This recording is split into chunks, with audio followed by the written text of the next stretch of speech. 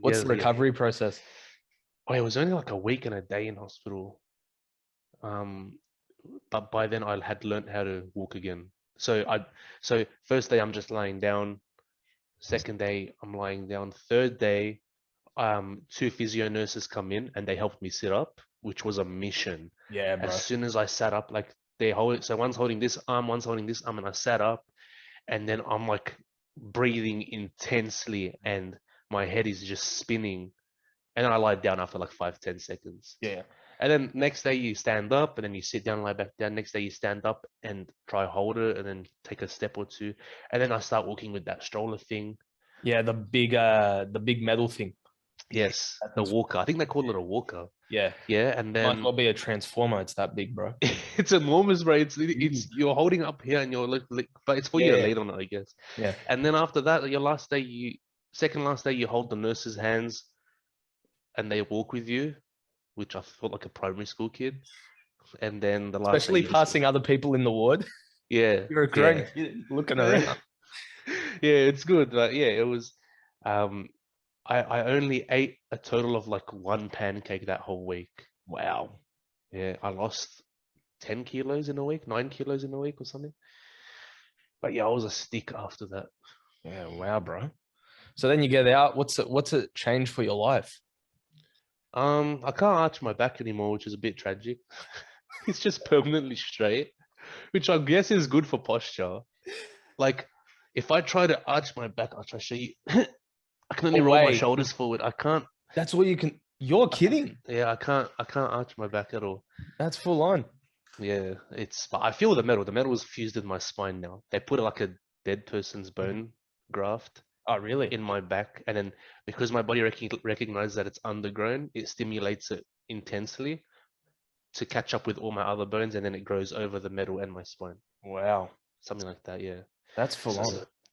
yeah, now it's a part of me. I have a very thick spine. It feels like, um, but yeah, bro. Like, and shortly after Andrew got it, and he had Yeah, surgery.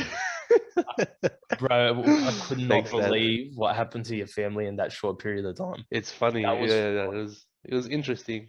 But Yeah. you look back at that now. That's how many years? 3, 4 years now.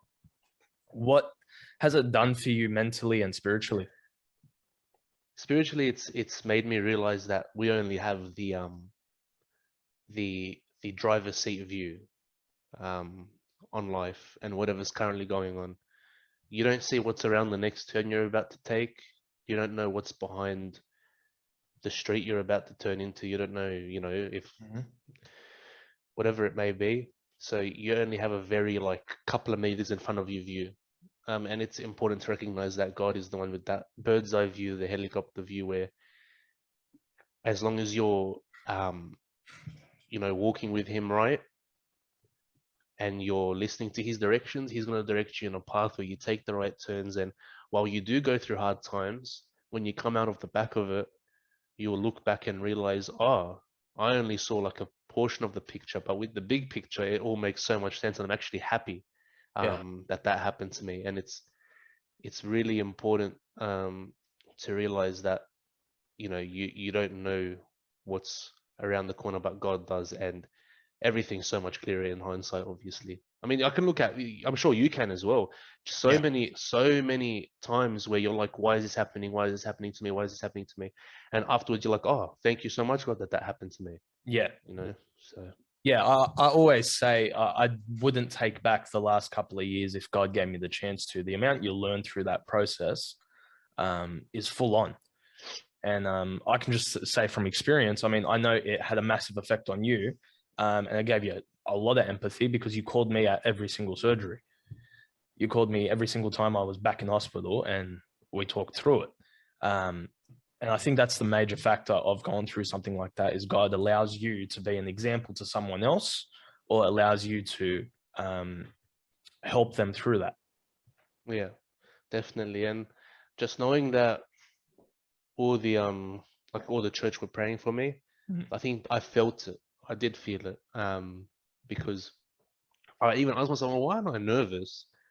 I was like, oh, I'm on the praise list. Like, I probably have like a couple people praying for me. That's why I'm just chilling. But yeah, um, it's good. And when you see how it all works, you realize how real God is, and it's just weird because as much as you know He's real, there's always like in the back of your mind where you don't take it seriously because you're obviously Grew up not with it. seeing, yeah, and Yeah. you grew up with it.